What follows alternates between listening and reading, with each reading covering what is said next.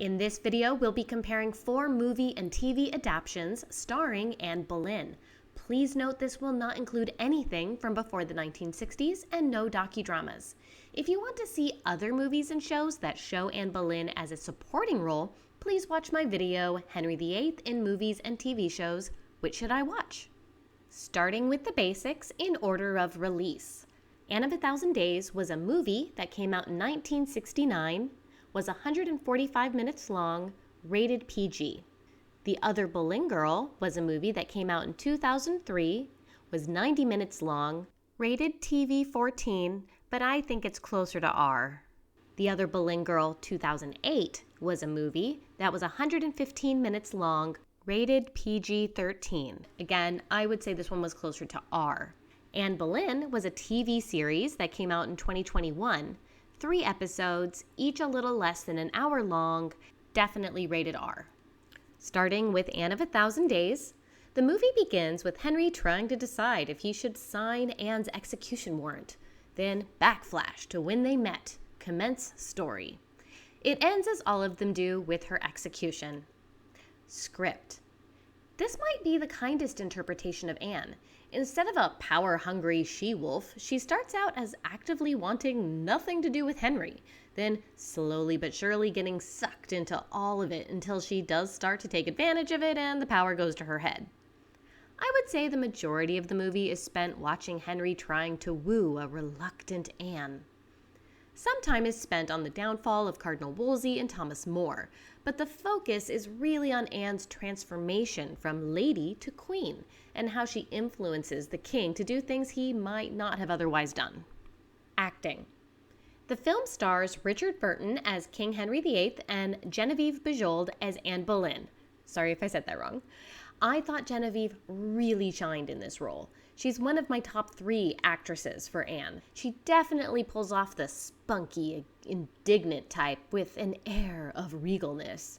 She's the only actress to have ever won an Oscar for playing Anne Boleyn. Production design and costuming. Gosh, this is pretty. If you are one of those people that will watch something, even if just for the design of it, definitely check this out. There was not a single costume or set that I wasn't in love with. Even Anne's execution scene is pretty. Sex and nudity, violence and gore. This was made in the 60s, which means almost everything was kid-friendly. Nothing explicit or violent. Next, we have 2 different movie adaptations of The Other Boleyn Girl. They were based on a novel by Philippa Gregory, the same author of other books which had adaptations such as The White Queen and The White Princess. They co-star Anne Boleyn, whom we all know, and Mary Boleyn, the older sister of Anne, who was a mistress of Henry VIII while he was still married to Catherine. Henry plays a very small role, and instead the movie's focus is on the relationship between the 2 sisters and their competition for Henry's affection. They are similar stories, being made from the same source material, but there are some blaring differences. The Other Boleyn Girl, 2003. Script. In the 2003 version, Mary Boleyn comes off as a very loyal, traditional young woman who is always trying to do what's best for her family, while at the same time being pushed around by the men in her life. Despite knowing the situation she is in, she is a proper young lady and does as she's told. Anne, on the other hand, does not think much before she acts, is quick to blame others, and easily becomes jealous. Basically, your stereotypical young teenager. Despite their differences and typical sister bickering, they still obviously care for each other. It's less about the 2 of them facing off and more about their different approaches to their similar situations and criticizing each other for it.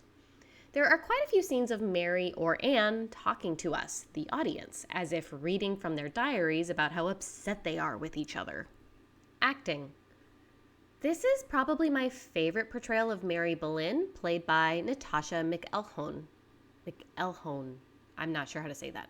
She was very genuine in her performance, and I felt that a lot of people could identify with her. Anne is played by Jodie May. Henry is played by Jared Harris. Production design and costuming. This was made by the BBC and was considered a low-budget film with a £750,000 budget, which comes out to just under $1 million in US dollars. That said, I don't think it was bad. This is another example of how a low-budget film, in some ways, came across even better than something with twice its budget thanks to the design and props team. Sex and nudity, violence, and gore. There is never any full nudity in this, but there is definitely sex, so probably shouldn't have the kids in the room. There is never any violence. Moving on to the 2008 version. Script. Here's the one for all of you soap opera fans. One of the most obvious differences in this version is they decided to make Anne the older sister. Maybe this was so they could up her jealousy factor? How dare my younger sister be so much prettier and proper than me? This is one of the least flattering versions of Anne. They do a lot more to emphasize how improper and scheming she is. Mary absolutely plays the victim in this. She comes off as a much younger and innocent version. She falls into a lot of social traps due to her naivety. Through the movie, Anne is constantly, purposely trying to ruin Mary's life, and all the while Mary just looks out at her with wide doe eyes, not understanding how this could possibly be happening. Acting. Mary Boleyn was played by Scarlett Johansson. Anne is played by Natalie Portman. I don't think either of them were bad, per se. I just don't think the script gave them much to work with. There was very little dimension to them. Henry is played by Eric Bana. I don't think he's a bad actor, but this was a weird choice. He doesn't look or act anything like the Henry VIII we know from history or fantasy. I kind of kept forgetting who he was supposed to be. Production design and costuming. This movie had a $35 million budget. Yet somehow I like the 2003 version way more. This movie suffers from prom dress syndrome. That's what I call period shows that put costumes on their characters that look more like modern prom dresses. And what is this? This can't even be close to period accurate. And why are they matching? Personally, not a fan. Sex and nudity, violence and gore. Definitely a lot of sex in this one. Not to the Tudors levels, but enough to definitely keep the kids out of the room. Very little violence and gore. Time for Anne Boleyn. First off, I have to say that my review is only based on the first episode, since that's all I had access to. Script. It's clear the script is trying to tell us something, but I don't know what it is. It starts out by telling us that Anne only has 5 months left to live, so most of the interesting parts of her marriage to Henry already happened. They don't take any time to introduce Anne to us and don't show her in any kind of good or sympathetic light. I think if anyone were to watch this who doesn't already know her story, they would be very confused and just think she was a terrible person.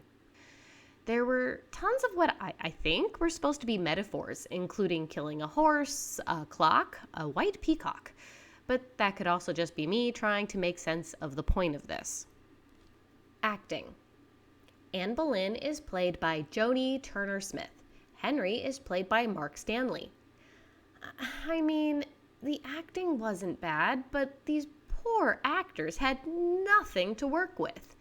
Anne from the get-go is already angry and defensive. She's constantly bossing Henry around, which is so weird, both for the time period and goes against everything we know about Henry VIII's personality. This is the least accurate version of Henry I've ever seen. Production design and costuming. I'm genuinely trying to find something nice to say about these costumes. They're not even prom dresses. They're just kind of in a period shape, but no patterns? I don't know. It seemed to take place all only on like 3 to 4 sets, all of which were pretty basic. Sex and nudity, violence and gore. No violence, except for the violent sexual encounters, which were a little awkward in my opinion. Remember, this is only based on the first episode. Final opinion. Anne of 1,000 Days. This is my favorite of the standalone movies. If you are not opposed to the classics that have a slower pace and are an appreciator of pretty sets and costumes, this would be my recommendation. The Other Boleyn Girl, 2003. If you're interested in watching a movie about the difficulties of being a woman in Tudor England and about the relationship between two very different sisters, this is a good movie for you. The Other Boleyn Girl, 2008. If you are a fan of modern high school movies like Mean Girls, this is it for you.